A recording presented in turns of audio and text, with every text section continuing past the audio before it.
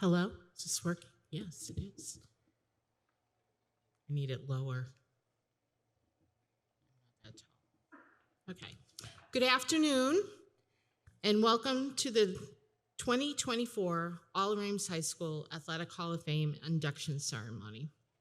For those who may not know, not who I am Joanne Kamara-Faust, Chair of the All Ames High School Athletic Hall of Fame Committee, and would like to welcome everyone here today. It's wonderful to see so many familiar faces being inducted and coming to enjoy the induction ceremony.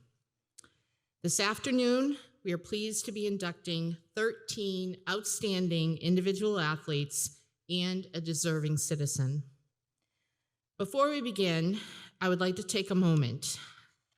Our committee has gone through some significant changes over the course of this last year, and we have to deal with those losses and retirements. Sadly, in April of 2023, founding member Gil Hino passed away very unexpectedly. Gil, a standout athlete at OA, was a wonderful resource and mentor to all of us. His amiable manner and his level-headedness made him wonderful to work with over his 21 years on the committee. He is greatly missed. In November of 2023, the man responsible for creating and founding the All Ames High School Athletic Hall of Fame, Ed Lemish, passed away. We certainly would not be here today without Ed's vision and tireless, passionate efforts to recognize the outstanding athletes, teams, coaches, and citizens that have contributed to the excellence of All Ames athletics over the years. Ed was an athlete, former coach, and a longtime supporter of the sports community here at OA. He will also be missed. Then, in March 2024, founding committee member Bob Clary retired from the Hall of Fame committee. Bob was a standout multi-sport athlete here at OA, graduating in 1965. We are so thankful for Bob's 21 years of service, advice, and dedication while serving on the committee. Bob was a great mentor to me and others, and I know I will miss his insights and advice at our meetings. Enjoy your retirement, Bob. Now, I would like to introduce our current Hall of Fame committee, because there are so many new faces, and it's been a pleasure working with all of them for this event today. I know all of them aren't in here right now, but I still want to recognize them. They are Kerry Bourne, Ross Moscato, Jason Sutton, Elaine Clement Holbrook, Laura Weeks, Peter Amorum, Mike Darling, Mike Byron, Oliver Ames High School Principal Kelly Kavanaugh, and Mary McDonald, our new athletic director here at Oliver Ames. So, without further ado, let's begin the ceremony. Presenting our first inductee, Caitlyn Abela, is Allie Glennon, her college basketball teammate.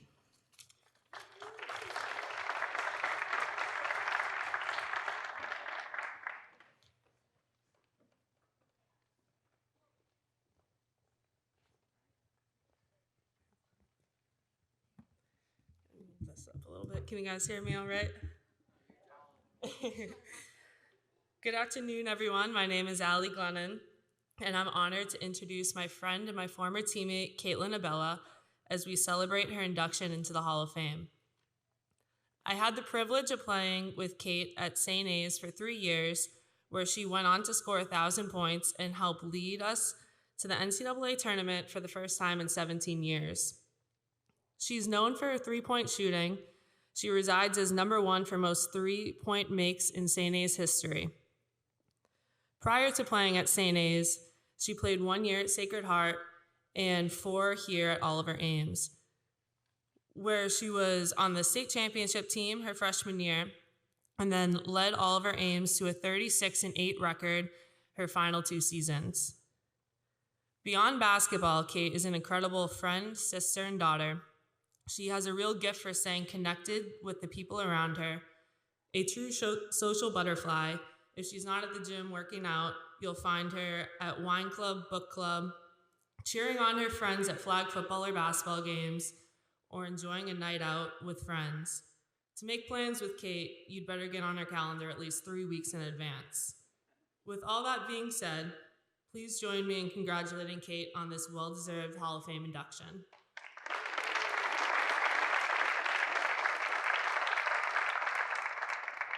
Hi, everybody.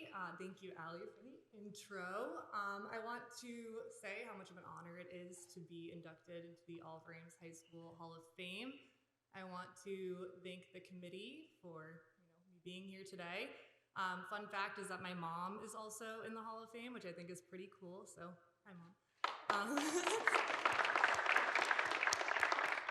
I would like to thank my coach, Coach Holbrook. She was an amazing leader and mentor throughout my 4 years here, and I'm very appreciative for that. I want to thank my parents for being super supportive all throughout my basketball tenure, driving me to AAU tournaments, games, practices, traveling with me to them as well. I'd also like to thank JP for trying to attempt to boost my post-up game by guarding me in the street, and oftentimes just completely swatting me and me getting really, really mad about that. Didn't really work. I kind of stuck to threes, but thanks for trying. But no, I appreciate and I'm so thankful for all my basketball experiences. It's led me to meet some of my greatest friends, and I wouldn't change any of it. So thank you again. Very honored. Thank you.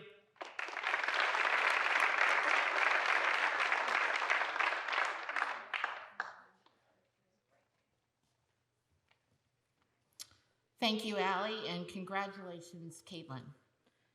Presenting Jeff Babbitt is his mom, Tana Babbitt.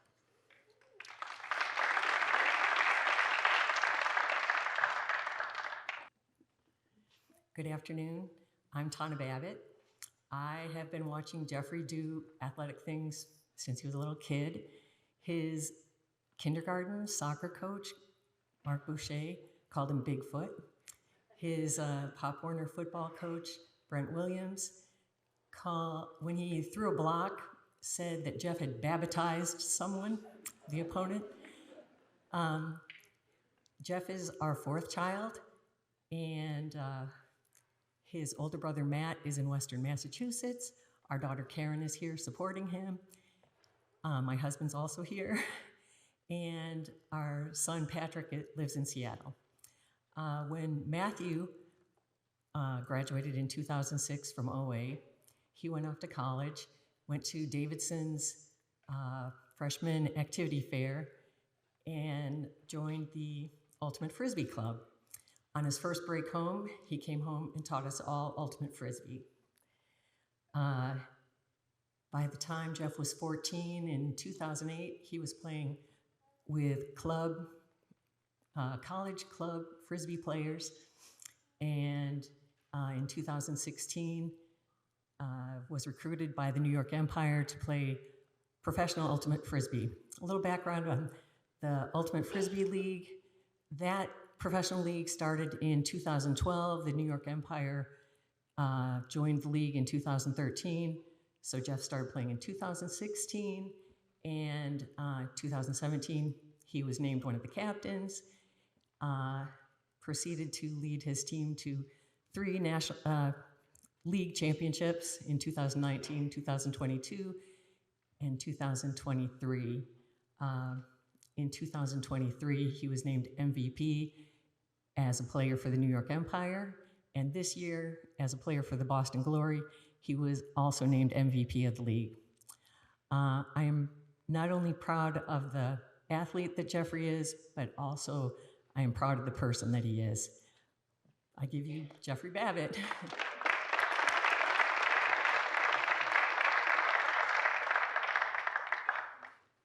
Hi, everyone. Thank you to the Oliver Ames Hall of Fame Induction Committee for this honor. Congratulations to all the other inductees today. I just want to thank my family, my mother for that speech, my family for being here, my partner Tulsa, her mother Therese.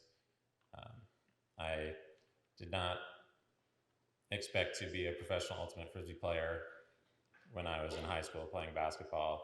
and football for a short period.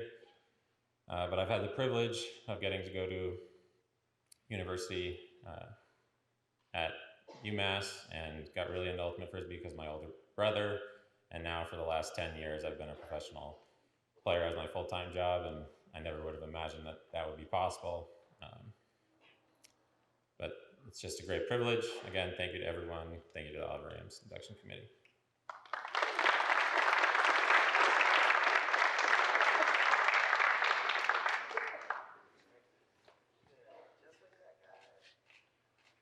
Thank you, Tana, and congratulations, Jeff.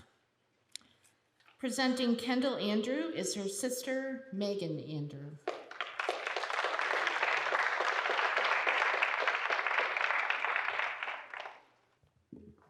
Hello, everyone.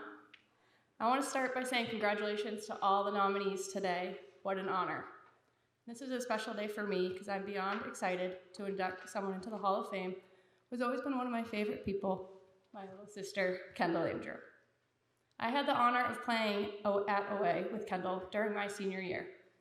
She right away, as a freshman, was a player we could always count on. She made everything look effortless.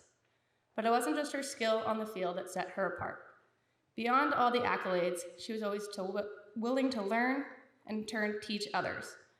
During her 4 years here, she's grown as a player, as a leader, and a woman.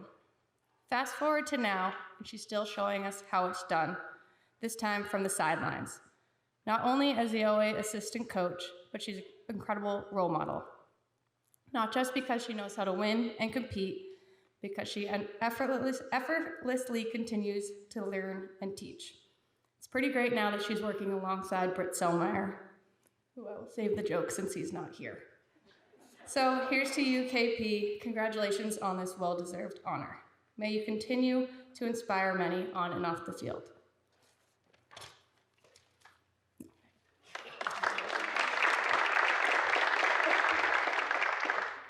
Thank you, Megan.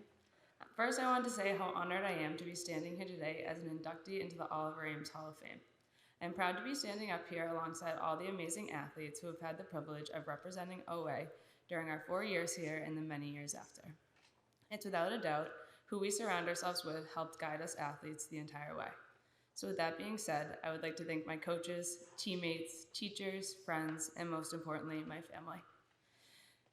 The sacrifices my family had to make to help me reach my dreams of playing college soccer did not go unnoticed. The countless hours in the car driving to and from practice, the many weekends spent in hotels, the flights to various tournaments year-round, attending and hosting team dinners, and so much more. My family was always there to motivate me and cheer me on along the way. I also need to give a special shout out to my Mimi and Papa. Not many people are lucky enough to say that their grandparents made almost every soccer game and tournament no matter the distance. Whether it was a flight or a 6-hour road trip, they were always there. It truly takes a village to reach your dreams, and I feel my village was one of a kind, and I would not be standing here today if it was not for them. Now that I'm on the other side, I am beyond thrilled to return that favor to my daughter. I look forward to being her superfan, her coach, and her biggest cheerleader, just like my family did for me. Thank you, and as always, go Tigers.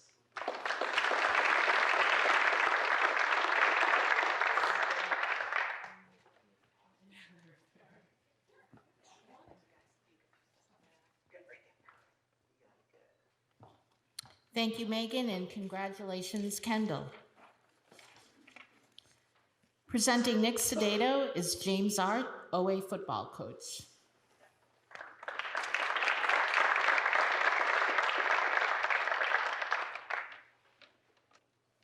Good afternoon. I would like to also congratulate all your inductees today. It's making me feel really old that I was a teacher to most of you, so thank you for that. It's a tremendous honor to be asked to present Nick Cidado for his induction into the Oliver Ames Athletic Hall of Fame. Nick has gone from standout three-sport athlete here at OA to college graduate, head strength and conditioning coach for your two-time national champion Boston College women's lacrosse team, as well as a published author. Nick was a tremendous football player here at OA and put up some incredible career stats. Nick passed for over 3,000 yards, rushed for over 1,000, and totaled over 40 touchdowns in his 2 years as the starting quarterback. These stats brought many accolades to Nick, who was league MVP, Boston Globe, Herald, Enterprise, All Scholastic, Shriners South Squad All-Star, but these stats are not what I always treasure about Nick and his talent. There are plenty of players across all levels of play who will have great stat lines that are not able to execute in clutch moments. Nick's ability to perform in the most crucial situations was always the most impressive part of Nick as an athlete. As a sophomore varsity punter and OA playing for their first ever trip to Gillette Stadium and their first Super Bowl appearance, Nick delivered. The Tigers were facing a 4th and 1 at our own 29-yard line. As an offensive coach, it was very tempting for me to go for it and try to win the game right there. Instead, we all put our trust in him, and he delivered with an incredible 61-yard punt to pin Pembroke inside their own 10-yard line. The kick and a timely interception helped send OA to their very first Super Bowl. As a junior, Nick took over the quarterback duties and never looked back. The Tigers entered Thanksgiving against a very talented Sharon Eagle team who would go on to win the Division III Super Bowl that year. But that Thursday morning, Nick and the rest of the OA Tigers, two here that Mr. Cummings and Mr. McMillan were on the receiving end of these touchdowns, were part of that team as well. The rest of the OA Tigers passed all over the Eagles and cruised to an easy 35-13 win. Nick threw for 3 touchdowns and well over 200 yards. Now entering his senior year, a true dual-threat quarterback, Nick guided the Tigers to their first undefeated regular season in almost 50 years and averaged 32 points a game. OA entered the playoffs as a South top seed and quickly destroyed an overmatched Medfield team 49-14. This win set up a match against North Attleboro, a team we had not beat in my tenure as coach at OA. Trailing at halftime, the Tigers again, on the arm and legs of Nick, took the lead late and now have the ball looking to run out the clock. We have a crucial 3rd and 6 with under 2 minutes left, and as North Attleboro called a timeout, Nick came over to get the play call. The play call that I still remember was Brown Yo boot left, and Nick said the post will be there. Knowing that this was high risk, high reward, I looked at Nick and said, "Don't miss it." Nick threw the most beautiful pass I've ever seen. This may have been because of my dislike for North Attleboro, and the perfect pass sealed their fate as OA went on to win 27-13.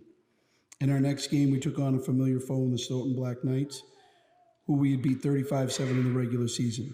Stoughton hit a late field goal, and with just over a minute left, Nick guided the Tigers down to the Black Knights' 11-yard line with 5 seconds left.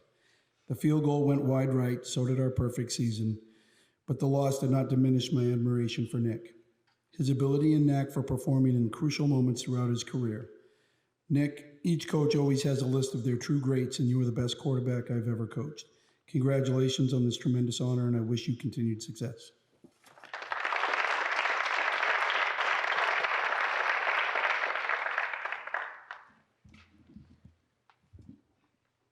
Wow, what an incredible honor. First, I'd like to just congratulate all the other inductees today. You guys are far superior athletes than I am, so I feel honored to share the stage with you guys today and be inducted to this fraternity together. Secondly, I'd just like to thank the committee for putting this event together. Special shout out to Joanne and Mike Darling for putting this on and making sure that there's still a lot of pride around OA athletics.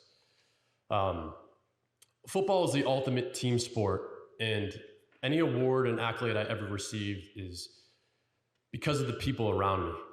And that's why I'm up here today, just to thank all those people. First and foremost, Coach Arts. I can't even begin to put into words what you did for me. Your mentorship, your trust in me to lead the team in my juniors and senior year truly means the world to me. But one of the most important things about that is you didn't just give it to me. You made me earn it. And that's made me better from a person throughout my career and anything that I do. I'll never forget when, after a good and successful freshman and junior year playing quarterback, you brought me in before the junior year campaign and you sat me down next to another kid and you said, "I don't care what either one of you done in the past, I'm opening up this quarterback battle, may the best man win." That lit a fire under me like you could never imagine. That made me work, that made me study extra film, put in extra work with my teammates, build chemistry, and that's something that I'll never forget. So thank you for the hard coaching, thank you for your mentorship, and thank you for allowing me to lead those teams. Secondly, I just want to thank all my teammates. I see a few of them here today. You guys made my job easy, playing basketball or playing football. the ultimate team sports. It's not individual at all. It's, like I said, any award I receive is because of you guys. I want to thank all the administrators, our AD at the time, Bill Matthews, all the teachers, all the bus drivers, all the referees, and all the assistant coaches that played such a pivotal role in my journey as an athlete playing at Oliver Ames. And then to get into some of the most important people, get into my family. My brother and sister made it here today. Thank you guys for pushing me in the front yard, the backyard, and the driveway. You know, I had the fortune to be the middle child, having a brother 4 years older than me and much stronger than me. I got my butt beat every single day, playing basketball, playing football. But what it did was it made me better, and going against kids my own age, it was easy. And then having a younger sister, that was easy too. I could just bully her into running routes for me in the front yard, rebounding my shots. All those extra reps definitely help, so thank you both. And the most special thank you to my mom and dad, the sacrifices that you made for me, driving me from AAU baseball games in the morning at Frothingham Park to the Reggie Lewis Center that same night playing basketball. And that was just a weekly occurrence. And on top of that, you had 2 other children who you were doing it for. I don't know how you did it. Now I have a daughter of my own, and I appreciate it that much more. So thank you for everything that you've been able to do for me. And then just a shout out to my wife here, who supports me in anything that I do, whether it's writing a book, doing unnecessary extra education, joining crazy, marathons and cycling events for no reason at all. You always support me, so thank you for that. And then just a shout out to my daughter who's here today. She's 5-month-old, and it's my goal to mentor you and help you however you need. I have high expectations that you're up here on the stage one day.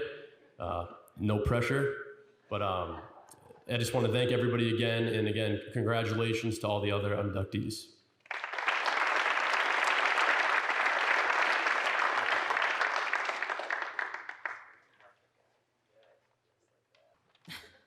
Thank you, Coach Arts, and congratulations, Nick. Presenting Laura Daley is Mike Darling, former OA track coach.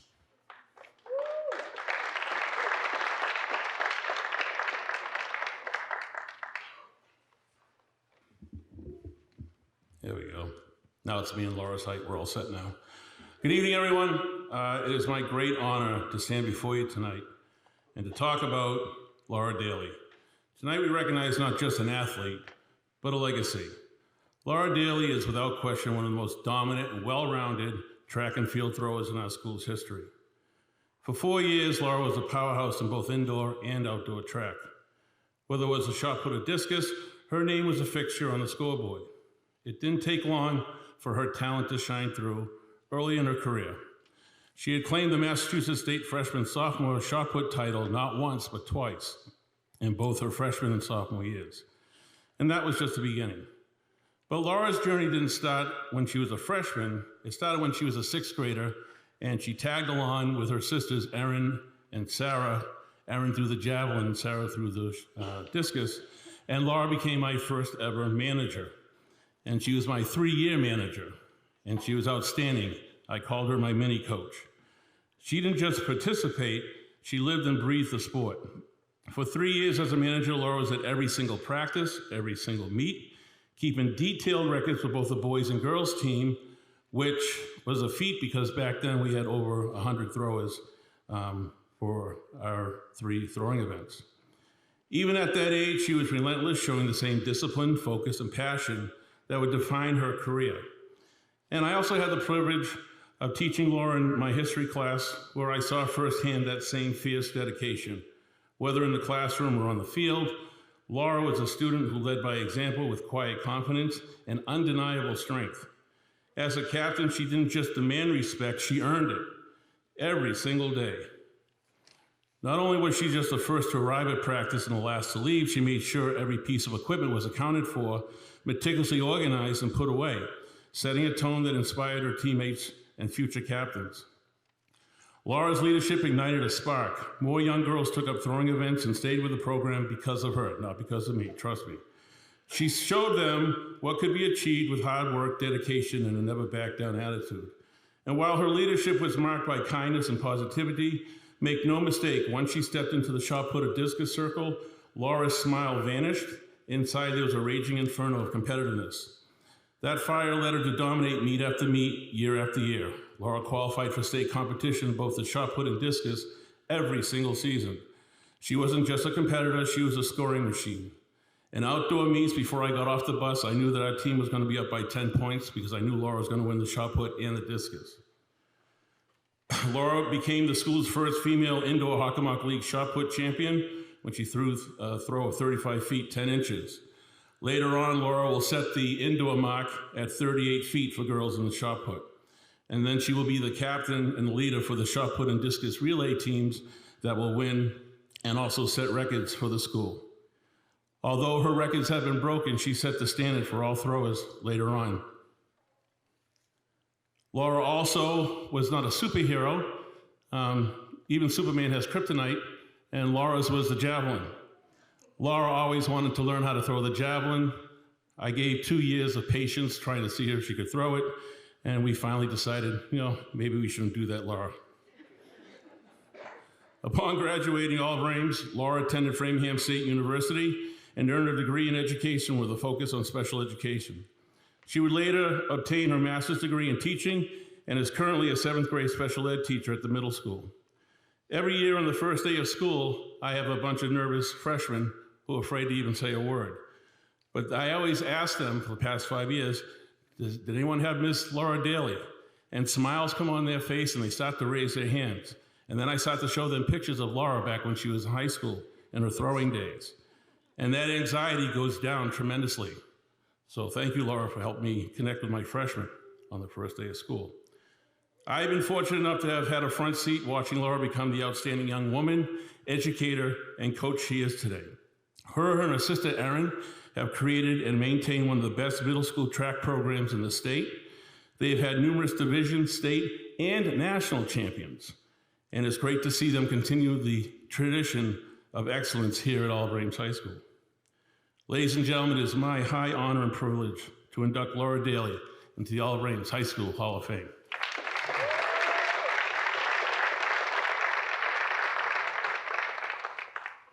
So it's funny, when I asked Darling to do this introduction, he proceeded to wish me good luck because I had to follow up his incredible speech. So here goes nothing.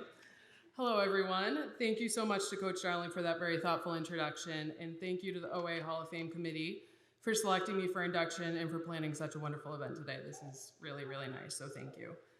It is an honor to be here today to accept the induction into the OA Hall of Fame, as well as be inducted with such a talented group of athletes. It's a special honor to accept this recognition with all of you, so congratulations, everyone. I first want to begin by thanking Coach Darling again for taking the time to present today. Darling has been a huge support for me starting back in high school and now continues to support me as a fellow colleague and friend. Thank you for taking the time and making me into the athlete I was. I'm forever grateful for all that you've done for me. I also want to thank my parents who are here today. My parents who never missed a meet, no matter how far it was, to sometimes only see me throw 3 times if I didn't make it into finals. Thank you for uplifting me, being my #1 fans, and always being someone to count on in any situation.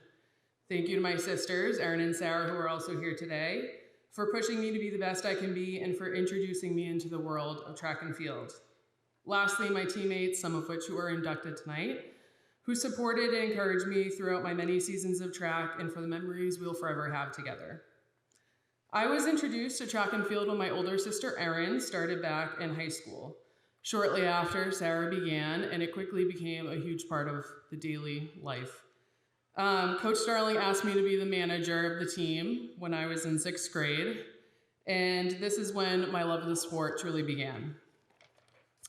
Throughout my time at OA, I created lasting memories. I was lucky enough to have the best coaches and teammates that supported me through it all. 2 years after leaving OA, I began coaching with my sister Erin, the Easton Middle School track and field program. This has been my favorite part of my career as I've been giving back to the community I'm so proud of and that developed me into the athlete I was and person I am today. We started out by having 25 athletes 10 years ago, and in the past 2 seasons, we reached over 140 athletes. There's nothing I love more than sharing my passion for the sport with all of my athletes, and it's so rewarding to see my athletes' passion for the sport develop and have them create similar memories I had with my fellow teammates. I look forward to continuing to share my love for the sport to my athletes now at the high school level. I'm excited for this next chapter of coaching as I start coaching for OA this spring. Congratulations to my fellow inductees, and thank you so much.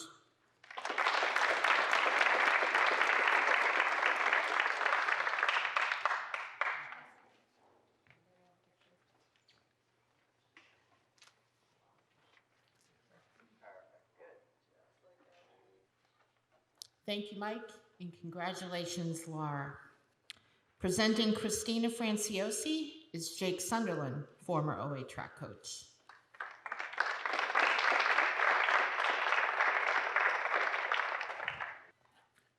Thank you, Joanne, not only for the event, but also for lowering the microphone to where I could reach it. This was a typical thing at all of the track banquets every year, as Mike and I presented.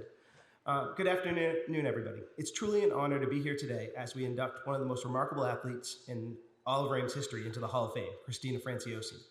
Her name is synonymous with leadership and a relentless drive that set her apart both on the track and beyond. Let's take a moment to celebrate her extraordinary achievements. In winter track, Christina set records that still resonate to this day. She jumped an impressive 16.4 in the long jump. Alongside Beja Osborne and Gabby Eldridge, she helped set the school record in the team pentathlon and in the team long jump relay. In spring track, she continued her domination. Christina set the school record in the 100-meter hurdles and in the long jump. As a key member of the relay team, she shattered the shuttle hurdle relay record, the long jump record, and capped off her senior year by leading the team to a school record in the team pentathlon. Along with all her records, Christina won numerous state and league titles. She won the Hockomock League Long Jump Championship in 3 consecutive league championship meets. She was a key member of the 2014 state championship heptathlon team and the 2013 Division II state championship long jump relay team. Her dedication and leadership also helped the girls secure the Hockomock League dual meet championship title for both the winter and the spring seasons every year that she was in high school, from 2011 to 2014. Christina was a 2-time team captain. She was the backbone of the 2013 winter track and 2014 spring track teams. Her accolades earned her recognition as a Brockton Enterprise All-Scholastic athlete in both 2013 and 2014. And if that weren't enough, she also was a standout soccer player and an excellent student, balancing academics with her athletic pursuits with grace and determination. Following her numerous appearances in local newspapers, Christina's modeling career really took off when she appeared on the cover of the Darling Track Clinic brochure for 3 straight years. After graduating from Oliver Ames, Christina took her talents to Boston College, where she continued to shine on the track, representing her alma mater on an even bigger stage and becoming a varsity letter winner, competing in both the hurdles and in long jump. And in true Christina fashion, she has since traveled the world, carrying the same adventurous spirit that she displayed throughout her career. Beyond the stats and records, it's Christina's focus, leadership, and passion that we celebrate tonight. She inspired her teammates, led by example, and showed what it means to work hard and never settle for less than your best. Whether it was setting the record for squats at a track clinic or leading her team to a championship, Christina did it with focus and drive that still serves as a model for athletes today. Tonight, we honor an athlete who has not only broken records, but who has also shown us what is possible when you combine talent and hard work, leadership, and a passion for excellence. Christina, welcome to the Oliver Ames Hall of Fame.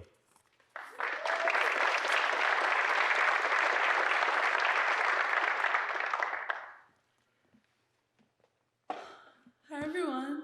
I want to say congratulations to all my fellow inductees. I'm so happy for you and happy to be here up on this stage, blinded by the lights. So a few things had to line up in order for me to be standing here today. Of course, naturally, God gifted talent. Shout out to my dad and my late grandfather who are in the Brockton Hall of Fame. But also, there was coaches who were knowledgeable, caring, encouraging, and supporting me all the time. Encouraging me, hearing Darling yell ferociously on the track, "Run, Franciosi, run!" That sort of fear really got me going. It made me sprint a little extra hard. there was also the passion to understand the sport, the grit to withstand the failures, and the support from my parents and my family who are filming me fumbling right now. Hi. So for me, from my perspective, I knew I was fast. I had an older brother and an older sister off doing their sports in college. I remember one time mom and dad sat me down and they say, "So are you gonna do a sport or what?" I was good at soccer, loved it. Didn't think that it would become my sport in college. So freshman year, spring season, I tried all of the different events that I could. What happened was that summer, I dreamt multiple times of hurdling, and I became really enamored with the form and the feeling of going over a hurdle. Became quite the analogy, hurdling time and time again after in the actual physical way of racing, but then also metaphorical hurdles. And, overcoming various hurdles in my life has been rewarding, and it's been a thrill to be able to tackle things on and off the track. I went on to run at Boston College, where the challenges, they only got bigger. But track taught me that most things in life don't come easy. But with persistence, planning, and a positive mindset, you can achieve a lot more than you may have ever thought possible. And there's some fun in the meantime, enjoying good company, learning from one another, and making the most of the here and now. And that's what we did at track practice all the time. It was great company, and I loved being a part of the team here every single practice. I would never miss a practice. I was never the one skipping a run. It's important to follow the training. But thank you from the bottom of my heart for recognizing my dedication and encouraging my growth to become the person that I am today. Thank you.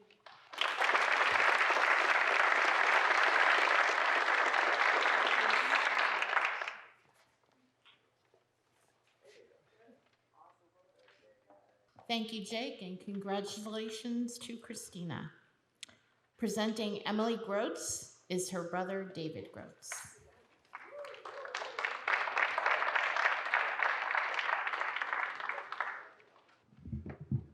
Good afternoon, everyone. Congratulations to all the Hall of Fame inductees today. It's good to be back in Easton at Oliver Ames High School. For all my mediocre accomplishments and stats across track, soccer, baseball, I never thought I'd be invited to the Oliver Ames High School Hall of Fame ceremony. There's a reason why I'm not getting presented today. Seriously, I couldn't believe how many of you congratulated me, but it's all Emily today. And it is an absolute honor to be able to present my sister today. Emily wasn't just a top athlete in Easton or in the Hockomock League or for the state. Emily was a top athlete in New England who led her 12 times here at Oliver Ames. For soccer, she ranked all Eastern Mass twice. She was a great teammate and midfielder that could create all the opportunities for her teammates to score.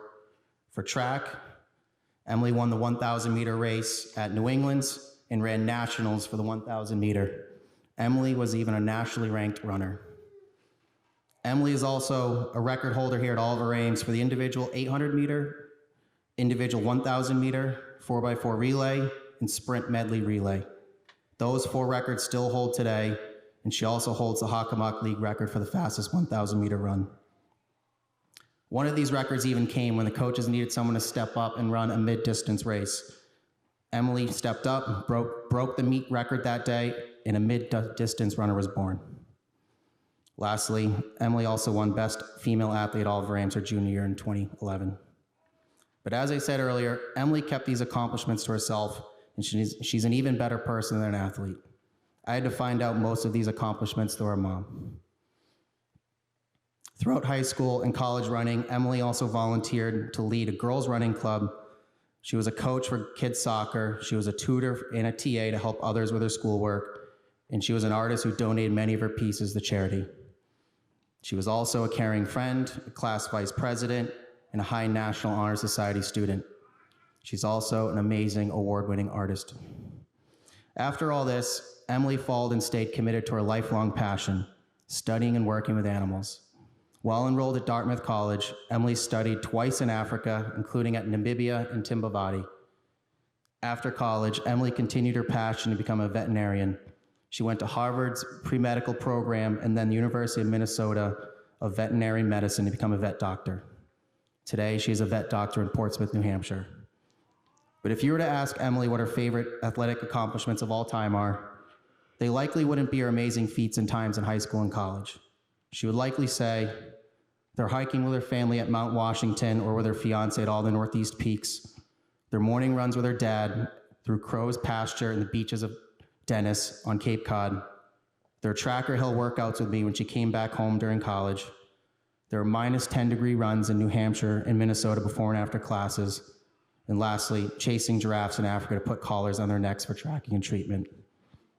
If you were to ask me what Emily's best qualities and accomplishments are, I would say Emily is an amazing and fun sister to both me and my brother, Mike Grotz, as well as to her new sister-in-laws, Mike's and my wife, who's also here today. Emily is an amazing and dedicated and very adventurous daughter to Richard and Tammy, who she drags along with some of these hikes up north. Emily is an amazing fiance to Tyler, who's not so bad himself and is also here today. And lastly, shout out our Aunt Laurie here, who's 89 years young. Aunt Laurie is one of Emily's biggest fans as she attended many of her games and meets through high school and college. While Emily's an all-time graduate of all of Ames for the mark she left behind on both the record books and the school, she's an all-time person for the mark that she left on those around her. We are also proud of you and everything that you've accomplished as both a Hall of Fame athlete and person. We are so lucky to have you. Congratulations to my sister, Dr. Emily Grotz.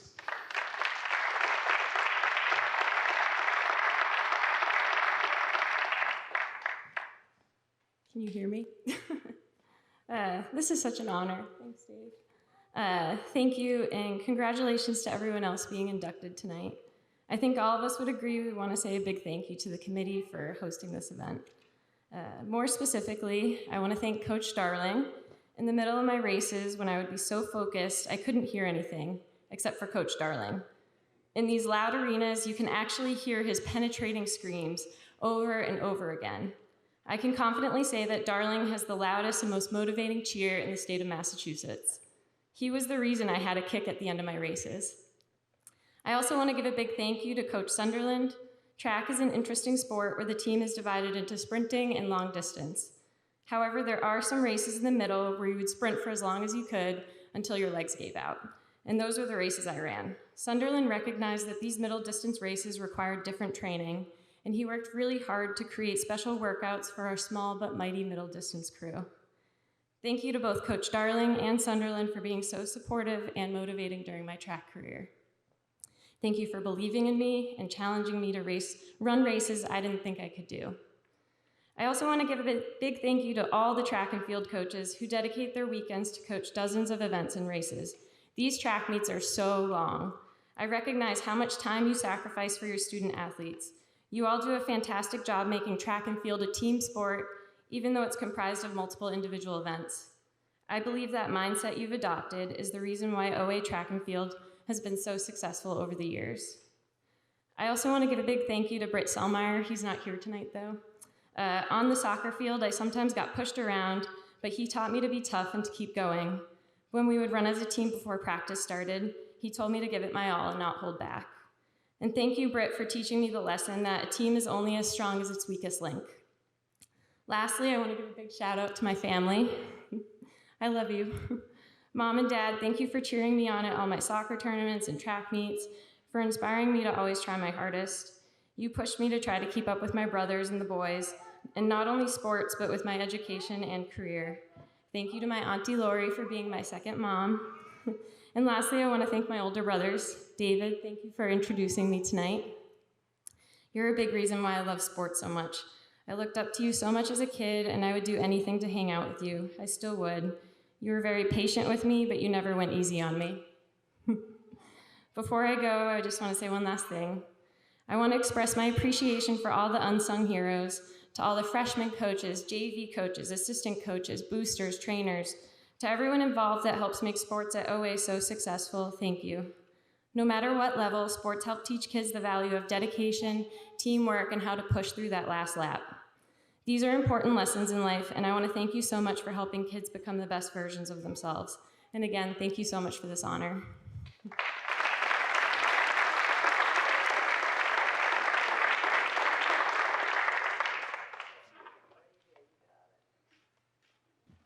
Thank you, David, and congratulations, Emily.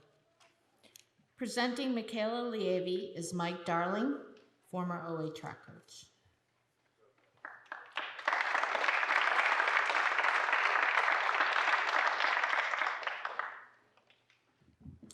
Michaela, better known as ML, was the kind of athlete that comes along once in a generation at All Ames High School.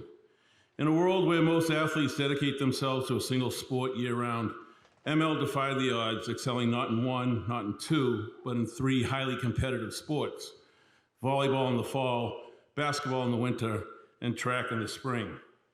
Her ability to compete at an elite level across multiple disciplines was nothing short of extraordinary. I had the privilege of coaching ML for 4 unforgettable years in track, where she dominated the field, particularly in the javelin.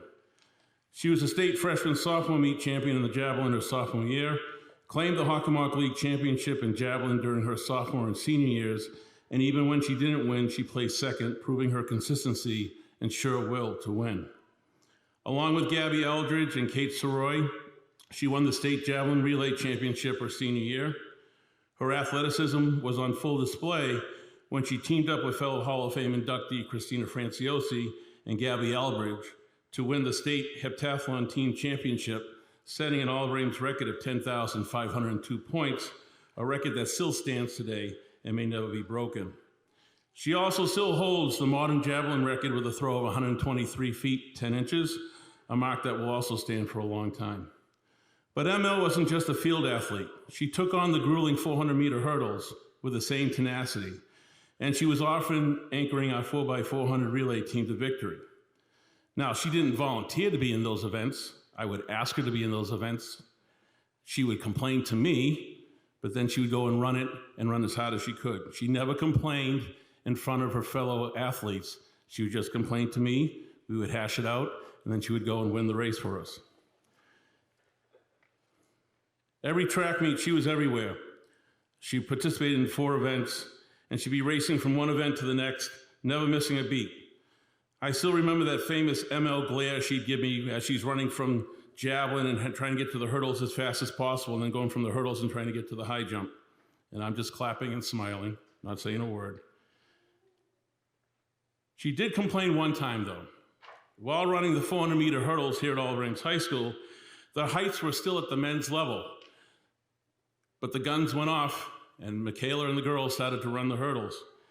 And Coach Faust was over by the high jump pit, and as Michaela's going over the hurdle, she threw out a few expletives at Coach Faust about the situation. But Michaela still won the event, and her time wasn't that far off from a normal height. And her true leadership, she didn't stop, she kept going, and because she kept going, our girls kept going, and we ended up sweeping the event. In my 25 years of coaching All Ames track, there have been many standout athletes, but Michaela was in a league of her own. She was tough as nails, a true competitor, and an undeniable leader, both in practice and under the bright lights of competition. Her legacy is one of grit, heart, and unyielding drive. In her senior year, Michaela's remarkable journey culminated in receiving the prestigious Sue Rivard Award, recognizing her as the best overall female athlete at All Ames High School. This honor was a fitting tribute to her extraordinary athleticism, leadership, and relentless dedication across all 3 sports she dominated. It was a crowning achievement of a career defined by excellence and the embodiment of what it means to be a true all-around competitor. After graduating from All Ames, Michaela took her talents to Assumption College, where she was the throws captain her senior year.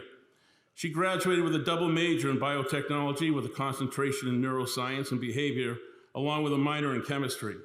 She then earned a master's degree in biotechnology from Johns Hopkins University. Michaela is now employed by Obsidian Therapeutics, where her division focuses on treatments for melanoma and non-small cell lung cancer. Ladies and gentlemen, it is my honor and distinct privilege to induct Michaela Lievi into the All Ames Athletic Hall of Fame.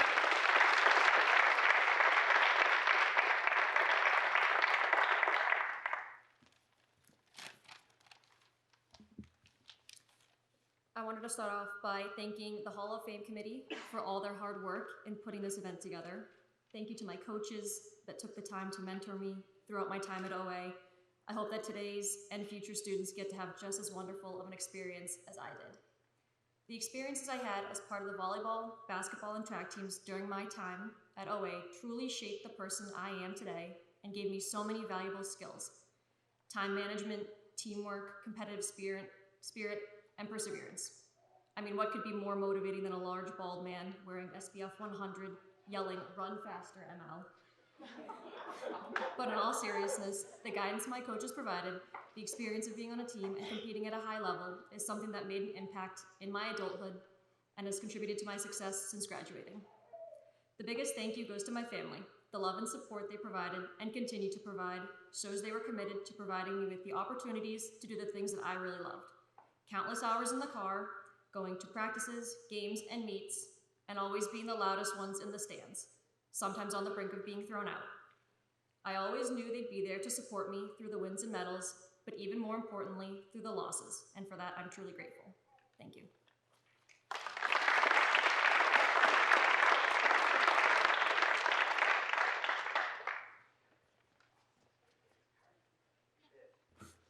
Thank you, Mike, and congratulations, Michaela. Presenting David McKinnon, is John Barata, OA soccer coach.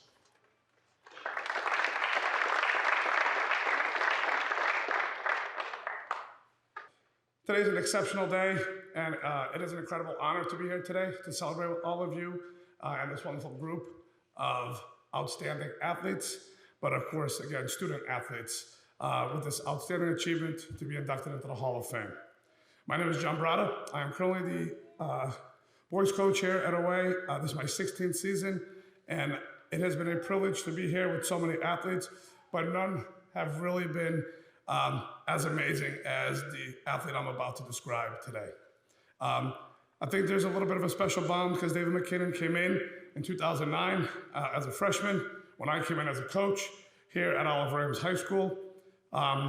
David is undoubtedly the best student athlete I have coached here at Oliver Ames in terms of player and athlete, but also in terms of person. David is undoubtedly the best goalkeeper that has ever played at Oliver Ames High School. In addition, he's also probably the best baseball player that's ever played here at Oliver Ames High School.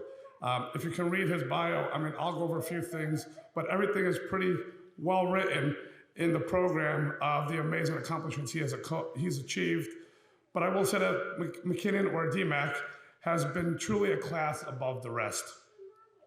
You can count on David to always be at his best. I mean, except for the Catholic Memorial game. But other than that, I'm just kidding. If you weren't here, it's not funny. But all joking aside, David McKinnon has always been at his best, and he's never, ever given less than 100%. I still vividly remember his freshman year playing up with a team full of seniors. That team had gone 2-16 the year before.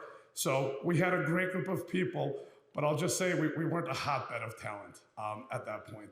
So David saw a lot of shots. I mean, like, I will tell you, he probably made like 30 to 40 saves a game that season, and he made them, right? And he was a freshman at that time. Coach Kurtz and I still joke around, and we're very thankful to the good Lord for sending us such a raw soccer talent wrapped in an incredible athletic specimen. We still joke around about that. We haven't had one since. They're not here, they won't get mad.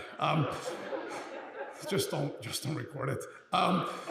So all joking aside, David McKinnon learned how to play goalkeeper here at OA in a very tough league. And over 4 years, he single-handedly carried this team to one of our first few championships under my direction here, and many, many games.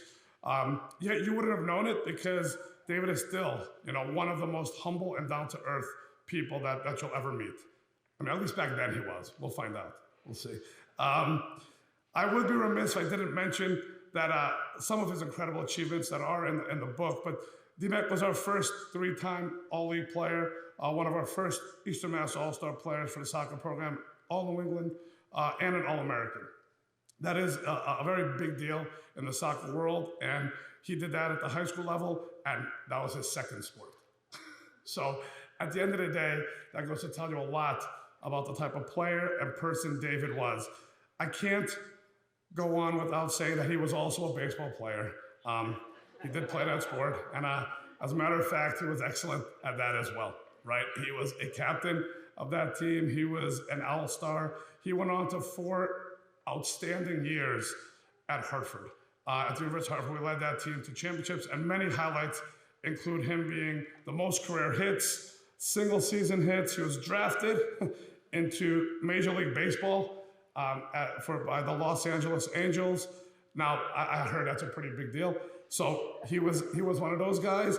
I guess he played behind some pretty cool dudes who were pretty good. Mike Trout and some guy, I can't pronounce his name, but I guess he has some really good company in terms of his excellence on the baseball field that he continued well after his time here at OA.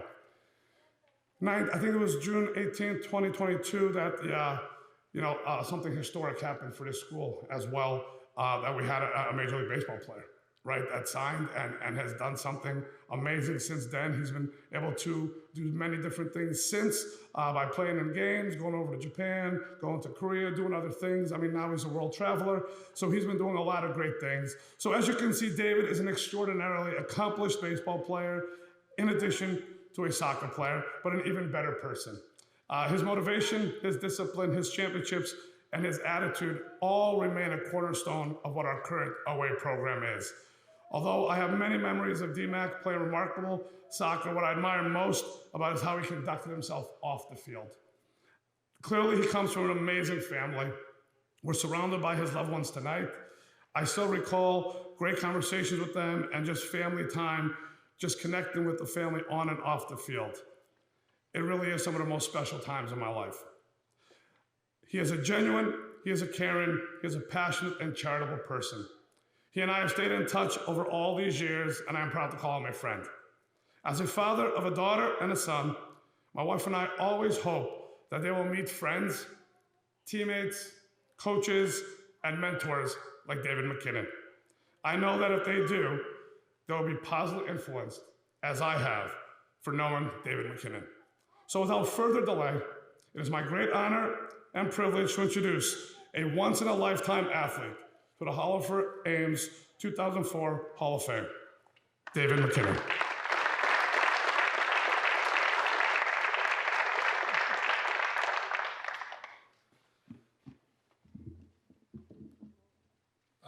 Well, first of all, you guys are all a lot better at speaking than I am, so sorry for the lack of eye contact here, okay? But first of all, congrats to everyone today on just being inducted. It's awesome. For me, high school sports at Oliver Ames was the most fun time I had playing any sports in my life. Never crossed my mind to not attend OA. I grew up watching OA soccer and the OA baseball teams at Frothingham Park. Since I was like 7 years old, I would go over after school with my dad, and those were my favorite days after school. I remember following the 2007 state championship OA baseball team. Like, those were some of the most fun times just following them in the tournament. My opinion, other than Little League, high school sports is the purest form of sport you can find. You get to go out there and play with your friends every day. I know we had a bet with the Cummings parents that if we got 2 hits, we would get a honey hot pizza after the game. So, there's nothing better than that. In time where high school sports were more competitive and more stressful than ever, and it's just getting worse and worse. And now everyone only plays one sport. Coach Barada, Coach Duggan made it more fun than anything. They gave me the opportunity to play as a freshman, which OA does a good job of that, but a lot of places don't. And that really just set the groundwork for me to hit the ground running with my career. First, so obviously, thanks, John. Thanks, Coach Duggan. I'd also like to thank God. For me, as a junior in college, I had a really good year, and I was told I was getting drafted, and I didn't know why. I remember praying about it, and I was like, I don't know what's going on. I'm just going to hand it over to you. And that summer, I met my wife. So it made sense. 2019, I started my season, a huge slump, couldn't get a hit, couldn't stop thinking about hitting. And I remember praying about that, and I was like, can we just end this slump, please? And that night, my knee exploded. Like, couldn't play baseball anymore. So I had no chance. Like, the slump ended because I couldn't play anymore. And I got 2 years to kind of figure out a new approach to baseball, and that kind of led me to the big leagues. I don't think without me blowing my knee out, I get to the big leagues. I'd also like to thank my wife, Jordan. We got two awesome boys now. One's pretty loud over there, and the other one's a little quieter. But she kind of pushed me to rehab my knee. I wasn't sure how much time I had left in baseball, so we gave it another chance, and obviously it was the right decision. So thank you, Jordan, and thank you for dragging our kids across the country and across the world so I can keep playing. Thanks to my parents. My dad made it fun every day. We were at the Little League fields, hitting balls, kicking the soccer ball around.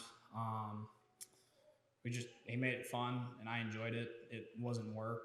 It's kind of work now, but it wasn't work back then, and I think that's where we're at now. So which is great. Thank you, Dad. And thank you, Mom. My mom always kind of kept it in perspective.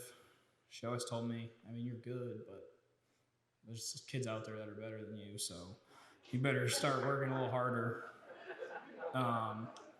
There's rungs on the ladder, and you might be good at OA or you might be good in the Hawk League, but there's a lot of Hawk Mug leagues, there's a lot of OAs out there, so keep working. And I think that just attitude of keep climbing and wanting to be the best. Obviously we didn't get to the top, but we got up there, so that was great. But I'd also like to thank my friends and teammates. Got a couple of guys there that I played with growing up. Greg Cummings, Mike McMillan, Matt Gargiulo came. Kyle Hayes couldn't make it, but we're still best friends. They're my teammates, and we still hang out. So nothing's changed, and OA was some of my favorite memories, and they made it some of my favorite memories. So thank you to OA. Thank you guys for allowing me to start my career in such a positive way. Really kickstarted my career, got off and running, and just made me find a deeper love for the sports I played. Baseball, obviously number one. But soccer wasn't too bad either. So thank you guys, and congrats to everyone.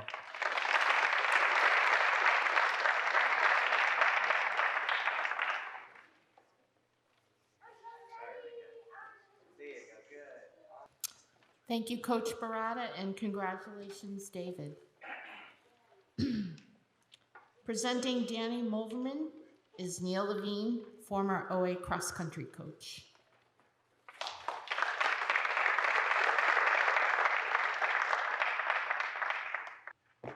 Good afternoon. Congratulations to all these amazing student athletes. It's an honor to be in your presence. The first time I met Daniel Moverman, I think he was about 10 years old, maybe 12 years old. I was in a sneaker store in North Attleboro. Daniel was there with his family. They were buying some spikes for Daniel's older brother, who was running cross country at the time, and I was his coach. The family recognized me, and they came over to say hello. And when they did, Dan looked up at me. I was much taller then. I've shrank over the years. Dan looks up at me with these puppy dog eyes, and he says, "I am going to be fast." Now, there's a clear distinction in that statement. Dan didn't say, "I am fast." Dan said, "I am going to be fast." Because even at that very tender age, Dan knew that to succeed, he had to follow a path. And that path was paved with integrity, commitment, hard work, sacrifice, and perseverance. And for the next 18 years, until this very day, Dan has followed that path to achieve excellence. Not just in athletics, but in academics, in philanthropy, and in medicine. While Dan was at OA, he achieved countless varsity letters, all Scholastic Awards, All-Star Awards, and Scholar Athlete Awards. Dan stood on the podium at league championship meets, division championship meets, and New England championship meets. Dan was the 2-mile champion at both the league and at the Easton, Massachusetts championships. After high school, Dan continued both his athletic and academic career at Boston College, where he competed in the ACC and Northeast championships in both cross country and track and field. Dan is currently the vice president of the Pomoja Mentors. It is a nonprofit charity that provides educational opportunities to children living in the utmost poverty in the slums of Eldoret, Kenya. Dan is currently a first-year resident at Emory University Hospital, specializing in ear, nose, and throat medicine. Ladies and gentlemen, I am very humbled to have the honor and privilege of inducting Daniel Moverman into the Oliver Ames Athletic Hall of Fame. Welcome to the club, Daniel.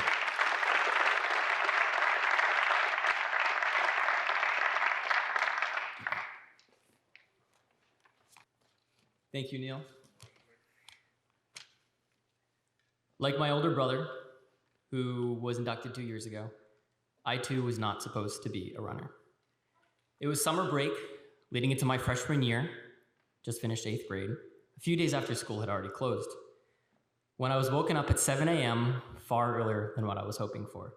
Boker Tov, Daniel, good morning, Daniel. Time to get up. Captain's practice starts in 20 minutes. If you want to get into a good college like your brother and sister, you need to get up and run with the team.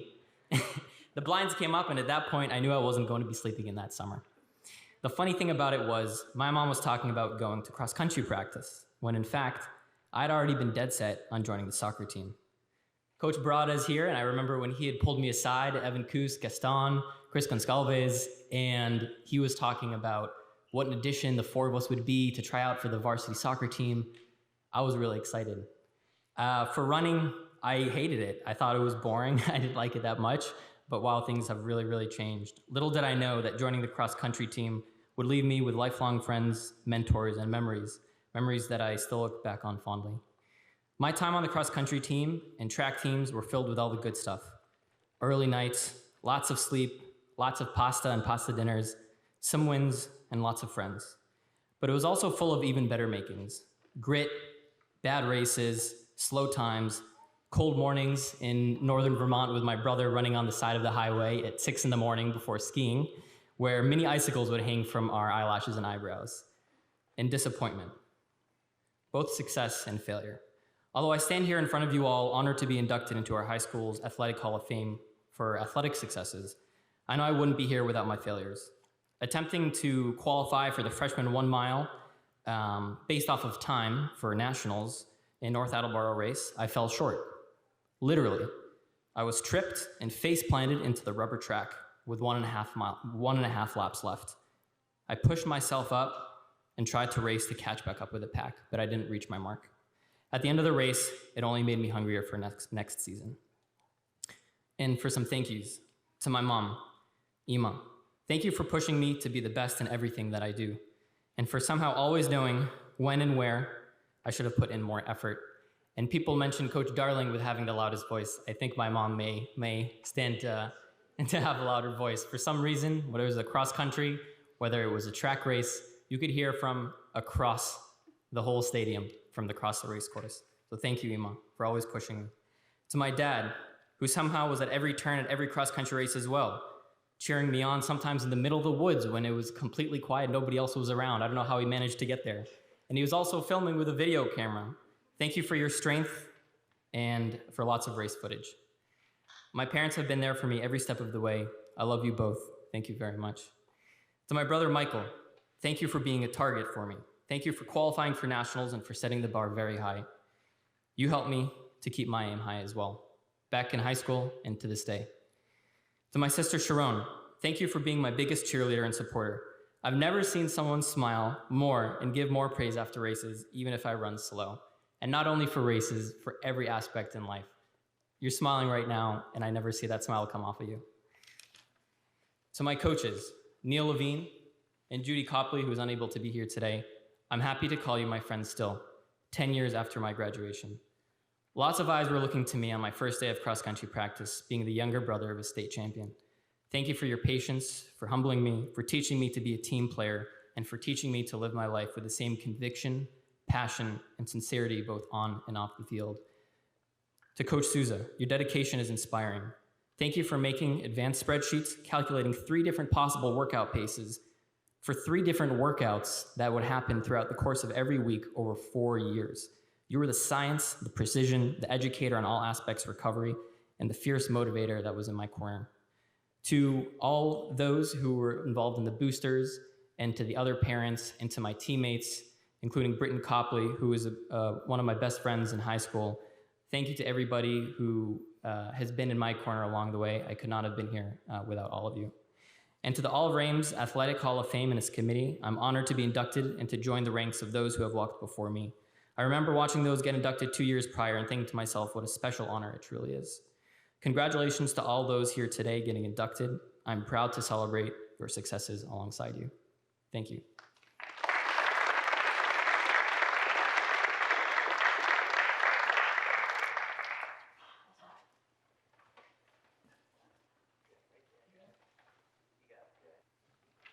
Thank you, Neil, and congratulations, Dan.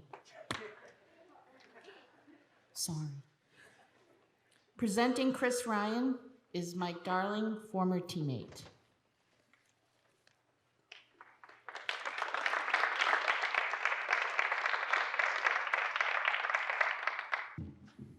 It's nostalgia time for me. We both graduated from 1987 here at All of Ames High School, and we all had flowing hair at the time, believe it or not. Well, him more than me. It is my great honor to have been asked to induct my childhood friend and teammate of the All of Ames class of 1987, Chris Ryan. Chris Ryan wasn't just an athlete, he was a force of nature. From the moment he stepped onto the field at All of Ames High School, you could sense something special about him. He had that rare combination of power and grace, a quiet confidence that radiated through every play. Chris was a player that the football team relied on in a pinch. For example, when we played Franklin, our starting fullback, who was also our punter, was injured. Chris took over the position of punting and averaged 45 yards to help us win the game. Everyone looked up to Chris when the stakes were high. In football, he was our Mr. Everything, the heartbeat of our team. As middle linebacker, he was a predator, tracking down ball carriers like a heat-seeking missile. Offensively, as a tight end, he was an unstoppable weapon, cutting through defenses with the speed of a gazelle and the strength of a bulldozer. If he threw the ball anywhere near Chris, chances were he'd come down with it, no matter how much traffic he had to fight through. And when it came to blocking for the run, his sheer force opened up gaps enough to drive a truck through it. I always thought of him as a kind of a prototype, a player born decades too soon, with a skill set that could have easily rivaled today's superstars like Rob Gronkowski. And yet, despite all his talent, Chris never sought the spotlight. He played for the love of the game, and his leadership spoke louder than any statistics ever could. On the baseball diamond, he was no different, a catcher who controlled the entire defense like a chess master, positioning his teammates and calling every pitch with precision. But it was at the plate where Chris truly stood out. His lefty swing was something to behold. Whether he was crushing towering home runs or dropping delicate line drives into the gaps, he could do it all. He was power and finesse in one perfect package. And here's the thing. If All of Ames had had a wrestling program back then, I have no doubt in my mind that Chris would have been a state champion. He had the strength, the balance, the tenacity, all the tools for a natural-born grappler. Yet it wasn't just about raw athleticism. Chris was the heart and soul of our teams, a leader both on and off the field. Recognized throughout the state as an outstanding football and baseball player, he was invited to the Shriners game, the state all-star games for both football and baseball. Chris Ryan, someone who plays with so much fire and will, someone who refuses to be ordinary. He was an outstanding captain our senior year. He was our lone returning starter from the football program, and every reporter predicted that we were only going to win one game. But through his leadership, Chris helped us defeat the 3 powerhouses of football at the end of the year. We defeated Mansfield, took them out of the playoff run. We defeated North Attleboro, took them out of the playoff run. And then, believe it or not, our Thanksgiving Day game against Sharon. Sharon came into the game at 8-1. If they beat us, they would have won the league championship and they would have went to the Super Bowl. Before a crowd of roughly 4,500 to 5,000 people, one of the largest crowds at Oliver Ames High School to watch a football game, Chris Ryan had 2 interceptions and had 2 huge receptions that helped us win the game 14-6. And Sharon has never been the same ever again. I had to throw it in there. Chris wasn't just a teammate, he was a brother, someone who would inspire you to push harder, fight longer, and never back down. And that's what made us believe, despite what anyone else thought, about what we could do to defy the odds.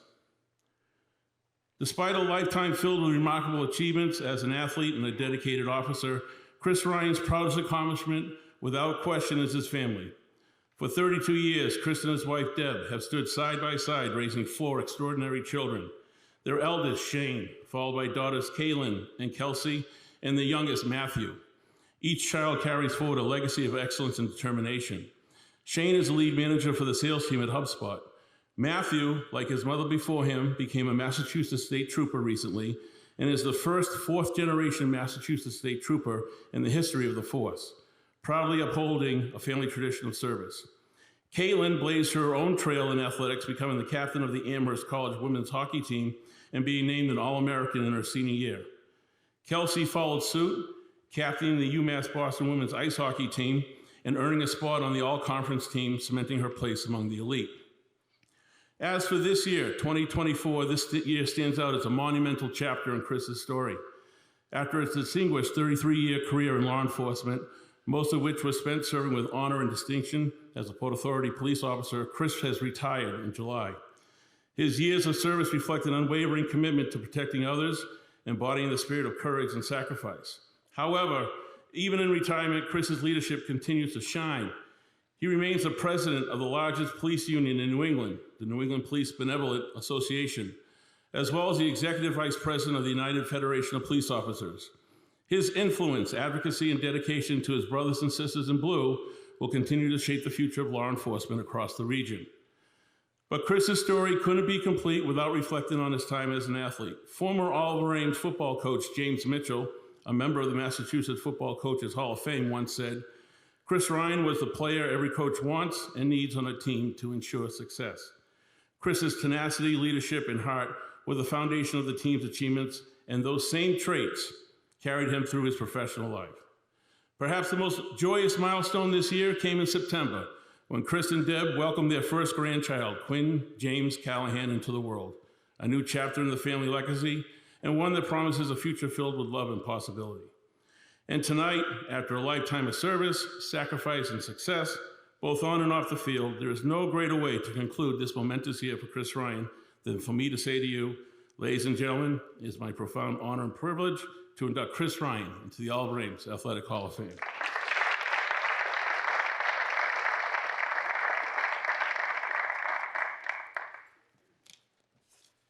I am extremely humbled to be standing here. Listening to the accomplishments of my fellow inductees is truly incredible. I'd like to thank Mike for that terrific introduction and to congratulate all my fellow inductees. I'd also like to thank the Hall of Fame committee for hosting such a special event. Again, I'm truly humbled to be standing here. I was looking forward to being inducted today with my good friend Tim Treannie, but due to some health issues, Tim couldn't make it. He'll be inducted in the next class. I want to congratulate Tim on his induction and wish him well with his recovery. It's been great reconnecting our friendship. Let me start by saying how fortunate my generation was here at Oliver Ames. It starts at the top with the leadership. My athletic director, Valentine P. Moscato, Muzzy, a true legend. If you knew Muzzy, you were a better person for it. A true mentor who cared deeply for all his student athletes, regardless of the sport you competed in. As an athlete, it was a great source of pride to know that Muzzy was the face at Oliver Ames athletics. He was a tremendous orator. Even today, I've yet to meet anyone that matched his ability to entertain an audience with his many stories from his track days at the University of Notre Dame, or just his daily life with his wife, Rita, and kids. You would leave banquets with your stomach hurting from laughter. So to the Moscato family, please know your father had a profound impact on my life and will never be forgotten. I want to acknowledge all my former coaches and teammates who positively impacted me, not just here at Oliver Ames, but throughout my life. I was lucky to attend Oliver Ames during a time filled with great coaches and mentors. Whether they knew it or not, coaches Jim Mitchell, Ed Lemish, Greg Chapman, Leo Duggan, Dave Foraker taught me more than just balls and strikes, X's and O's. They imparted life lessons that I carried with me throughout my professional career. They taught me that much in life, like football, life will knock you down. It's how you respond that defines you. They taught me that throughout life, you will no doubt face adversity, but to recognize that with adversity comes opportunity to step up and be a leader.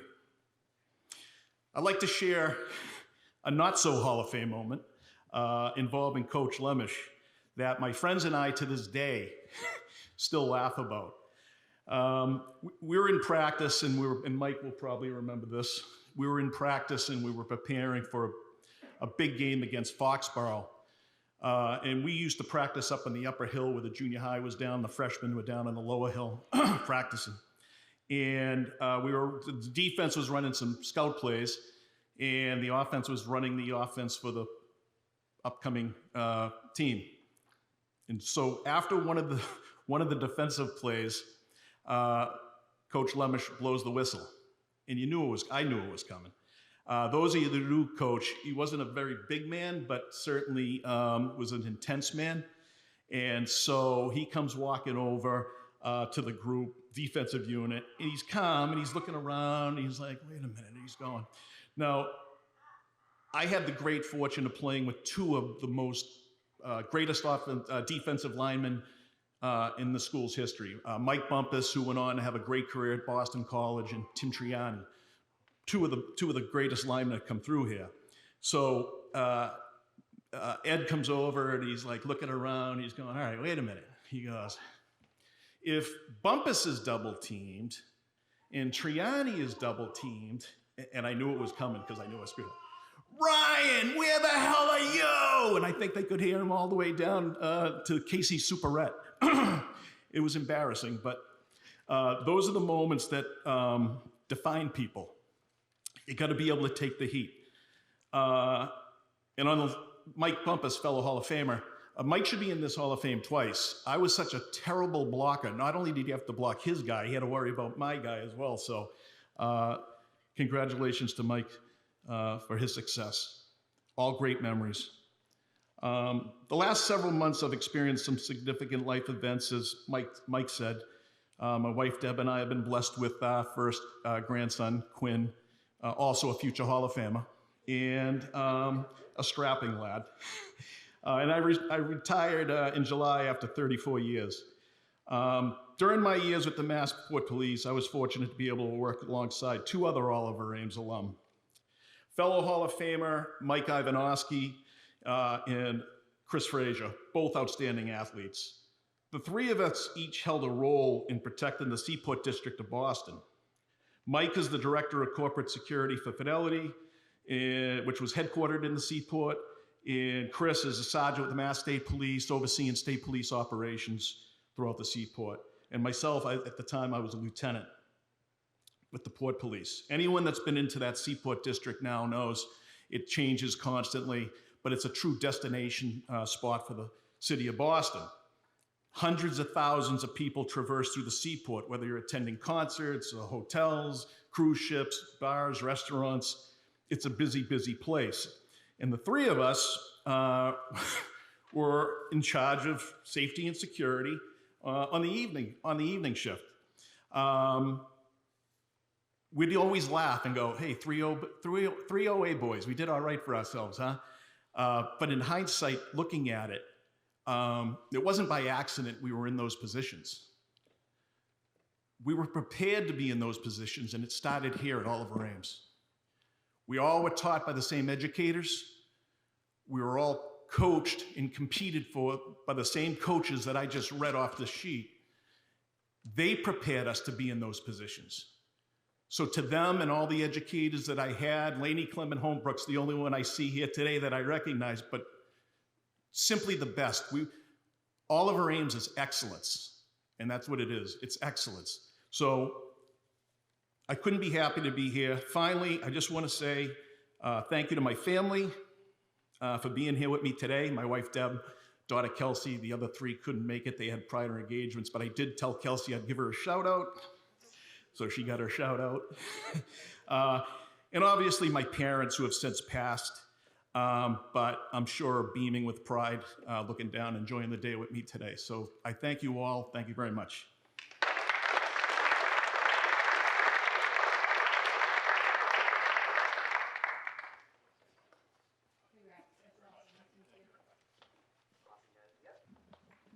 Thank you, Mike, and congratulations, Chris. Presenting Candace Steadman is Elaine Clement Holbrook, former OA basketball coach.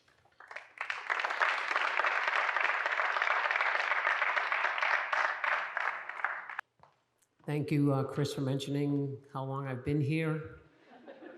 I appreciate that. You know, I was thinking about this as I listened to all of the accolades of all of the athletes, and it's hard to say, only because Oliver Ames has been a very special place in the athletic department and the athletic program and the accomplishments of all of you athletes, in particular this class. It's mind-blowing how many times we've heard somebody say, this was a three-sport athlete, this person's a record holder.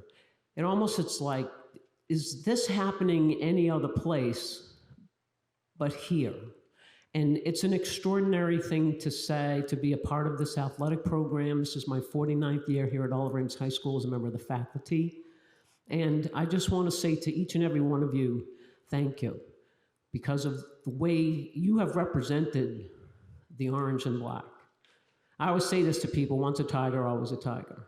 And I'm giving this shout out to all of you. I want everyone to put your hands together because this is an absolute unbelievable class of athletes that are being inducted today.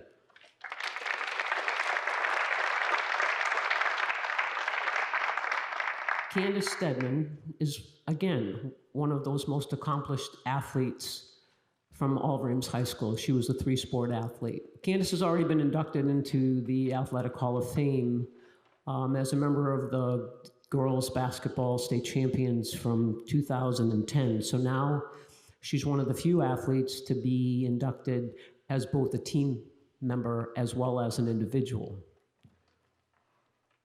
Candace received the Sue Rivard Best Female Athlete Award as a senior. She was a three-sport athlete, not just because she played three sports. She excelled at each one of these three sports. One of the things that came to mind, again, by sitting here is many of these three-sport athletes, especially females, had to have a brother.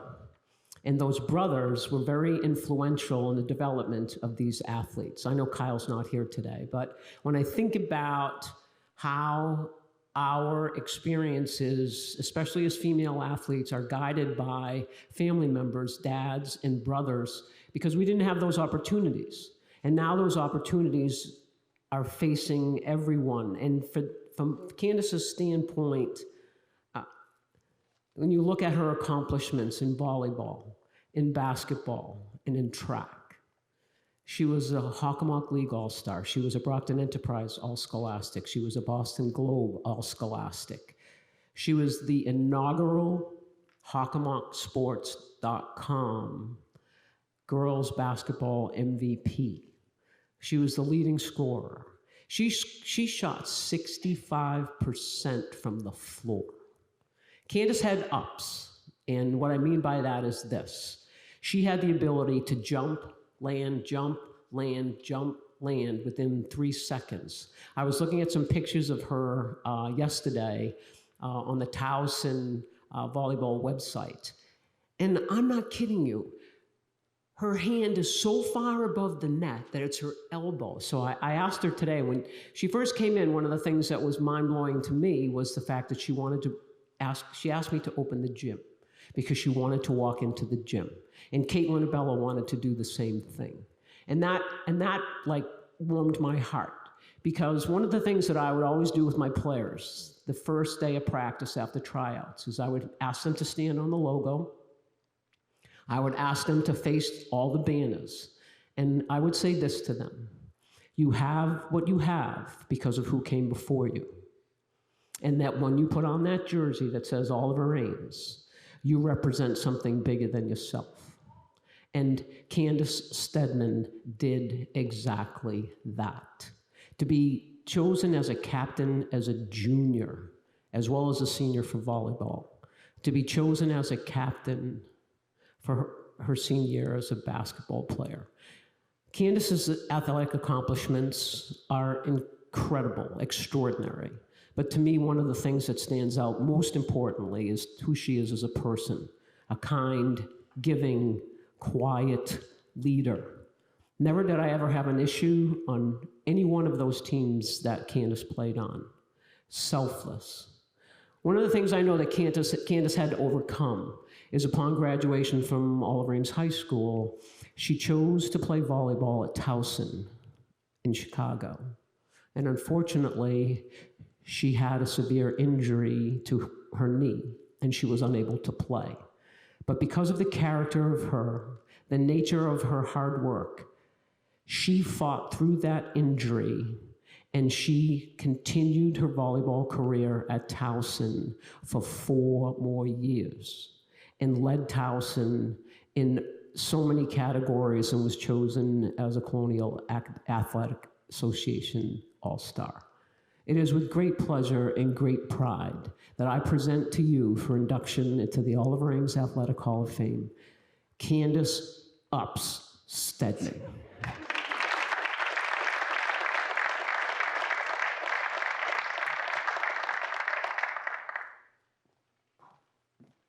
All right. Thank you so much, Coach Holbrook, for that amazing introduction, and really congrats to everybody tonight. So I first want to thank the committee for nominating me for such an incredible honor.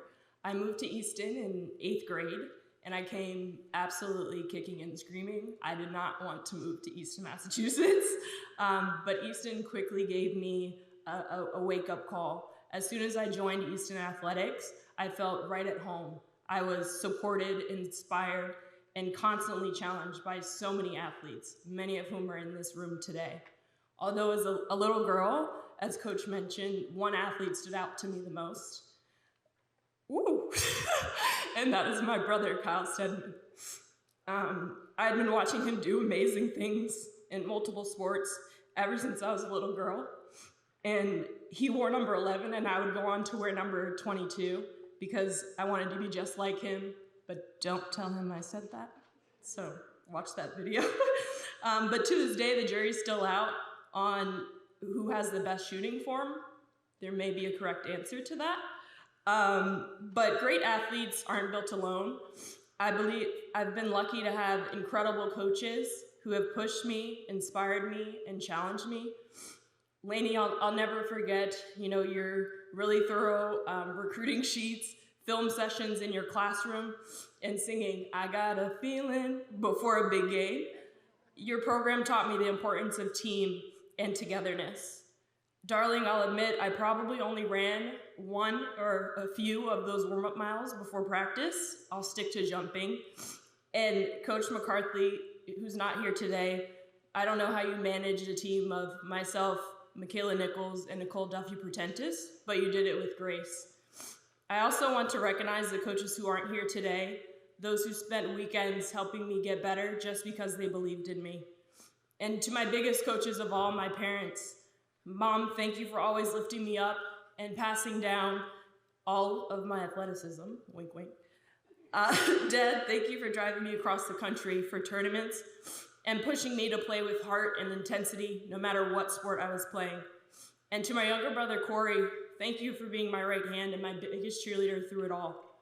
After graduating from OA, I thought I had experienced tough conditioning until I went to college. My freshman year was incredibly challenging, and like Coach mentioned, I ended it with a torn ACL. Although devastating, it taught me that setbacks are just setups for comebacks, and I've carried that lesson with me ever since. Looking back, moving to Easton was one of the best things for my athletic career.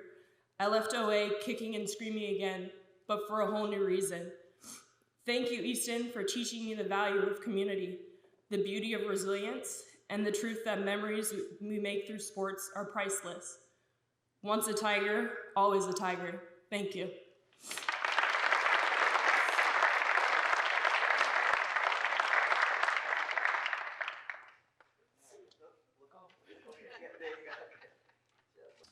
Thank you, Lainey, and congratulations, Candace. Presenting Cameron Williamson is his brother, Carlton Williamson.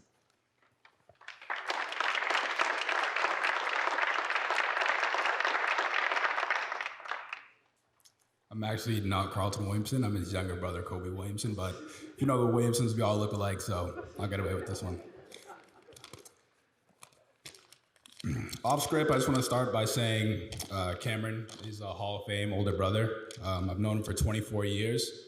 I could go on and on about him, but I'll just start by saying as well, when he was a senior in high school, I'd always see him come home with all these medals. I thought to myself, I want to be just like him. I want to try to bring home medals as well. So I thought, being young and naive, maybe it was just the sport of track. So I tried track out for a season. I did one race, and after that, it was wraps. So just had to finish it there. So it's a true honor to stand before you today as you celebrate my brother Cam on his induction to the Hall of Fame. Today, we recognize not only his impressive athletic accomplishments, but also the discipline, work ethic, and relentless determination that defined him, and the qualities that hallmarks our family's ethos. As his younger brother and a proud alum of Oliver Ames High School, I've had the privilege of watching Cam push himself to new heights, whether in the weight room, on the field, or on the track. His drive has been a constant source of inspiration for both me and my younger brother, Colin. Growing up with Cam, he set a high bar, one I'd often find myself trying to reach. But instead of feeling discouraged, I was motivated to work harder of him every day in everything I pursued. When I wore number 2 at Mass Maritime Academy, it was my way of honoring Cam and the impact he had on my life. Cam wore number 2 at Bridgewater State as well, for the people that don't know. Cam is reserved and has a quiet spirit, but knows how to motivate and inspire his team to meet challenges, get loud, and perform in the field. His commitment extends beyond sports and is reflected in how he treats everyone around him with kindness, humility, and selflessness. He lifts up everyone he meets, always challenging us to become better versions of ourselves. Cam, I'm incredibly proud to be your brother. Your journey has inspired not just me, but so many others. Your legacy will continue to motivate future generations, and congratulations on this well-deserved honor.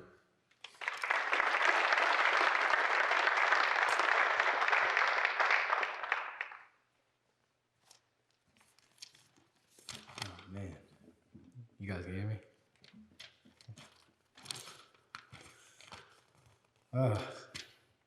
Always going last in all these ceremonies. Quick story, I skipped my high school graduation to compete in a track meet. I guess it kind of worked out. You know, my mom was like, oh, do you really want to skip your high school graduation? And I didn't really feel like sitting through, I think we had like a really large graduating class, like 400 kids, knowing I was going to be like one of the last 2 people to go. So I was like, yeah, I'm going to go play sports.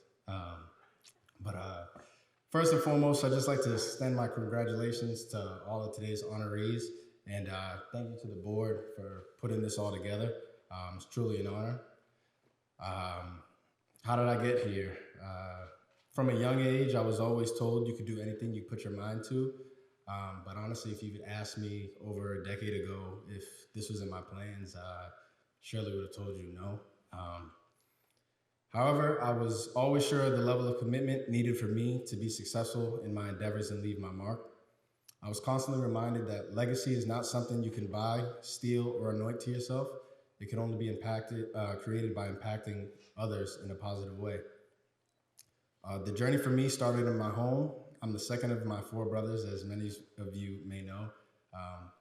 Stuck in between, kind of like a middle child. So, you know, the middle child, oftentimes you can get overlooked and overshadowed, but it's no big deal. Setting a positive example was a principle that was echoed throughout my household. There was always someone coming after you, and they're watching you, is what I was always told. I knew this to be true because I followed my older brother Carlton throughout his high school career, trying to mirror his humility, hard work, and athletic prowess. while secretly trying to one-up him in the process. I'm a competitor after all. 4 boys in a household, it can get kind of rough. With this in mind, I did my best to continue to display the same values for my younger brothers, Colby and Colin. So again, how did I get here? Simply put, with dedication, hard work, and sacrifice. I'd like to thank my parents for instilling those values within me as a youth, and my coaches, Coach Pramella, Coach Darling, Coach Sunderland, Coach Arts, Coach Holland, Coach Hume, for continuing to foster and grow those values as I trained and competed throughout the years. You guys' mentorship and time and patience at times when I was unyielding was truly appreciated. I truly respect you guys for that. I enjoyed competing in track meets and playing under those Friday night lights, some of the best times in my life, with my teammates. The record setting was just a bonus. Despite this, away from the spotlight is where I learned the most about myself. I found a quote from Kobe Bryant that said, "Those times when you get up early and you work hard, those times when you stay up late and you work hard, those times when you don't feel like working, you're too tired, you don't want to push yourself, but you do it anyway. That is actually the dream. That's the dream. It's not the destination, it's the journey." My journey had many ups and downs and heartbreaking losses. That championship loss, my senior year in football, still wasn't able to get over that. Thankfully, I was able to win a title at Bridgewater State. All of those things brought me here today. I'm truly grateful. I'd like to thank my parents for always finding the time to support their sons. And I'd like to give a special thanks to my mother. She kept everything throughout all of my athletic years competing. So when the committee and the board approached me with the letter and saying you had to kind of gather everything together and put everything together, my mom had everything on file already. So I'm truly thankful for her. I'd also like to thank my siblings for constantly demanding the best version of myself. There's always debate for who's the best athlete in the house. It's kind of like the Michael Jordan, LeBron, Kobe Bryant debate. Can kind of just pick your poison, but I'll leave it at this. Carlton's probably the hardest working. Kobe has the biggest heart. Colin's the most talented, but somehow I'm the one up here. Thank you for your time and congrats to everybody here. Tigers forever.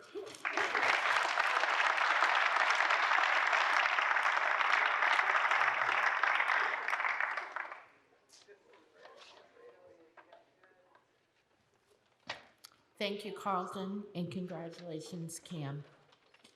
Presenting Thomas Tufts is Ed Hands, a classmate and a former history teacher at Oliver Ames.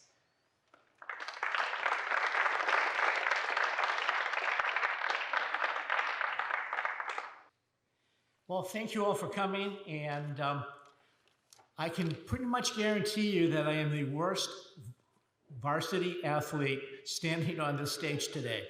My one varsity letter was in golf, and we didn't win anything.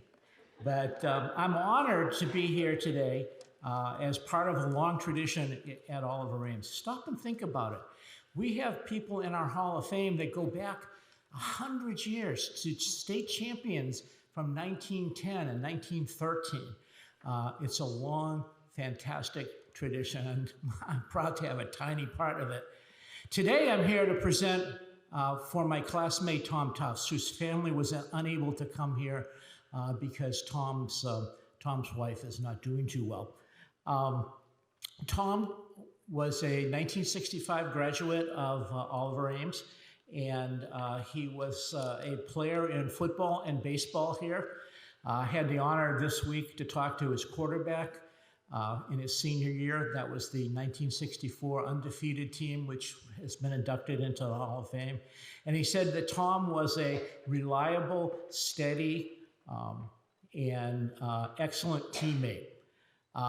He was good enough to go to UMass and at least hope to play on the football team, but for 5 miraculous years, UMass was actually good in football, and his coach quickly seized upon the fact that he was not a giant and suggested that he try lacrosse, and that's exactly what he did, And by 1969, he was the tri-captain of the team, and they went undefeated, the only UMass lacrosse team ever to do that. And he became an All-American Defensive Player of the Year. He then followed up his time at UMass with 23 years of service in the military. And after 23 years, he left as a lieutenant colonel and took on an even bigger challenge, which was becoming a high school teacher. And actually a guidance counselor. So according to everyone, he really loved counseling kids. And once he got to a high school, he decided to resume his lacrosse career as a coach. Now, he was in Northern Virginia, and lacrosse was very popular there, much more so than here in the early 90s. Now we're doing very well here with lacrosse. In his 14 years as a teacher and lacrosse coach, he won 7 state championships. His first 2 years as coach, he was named Coach of the Year. And then after that, when he was nominated for Coach of the Year, he always turned it down and said, give it to somebody else. The most important thing, I think, to him as a teacher, I know this as a teacher myself, the most important thing was that in his 14 years, he coached 16 high school All-Americans in lacrosse. Tom retired in 2004 and spent half his year living in Virginia, and for some unknown reason, spent the summers in Maine working on a farm, driving a tractor and growing vegetables and just relaxing in life. He passed away in 2013, but I'm sure if he were here today, he would be incredibly honored to be inducted in OA's Athletic Hall of Fame with all you fantastic people. So congratulations to you all. Thank you to the committee, and God bless Tom Tufts. Thanks.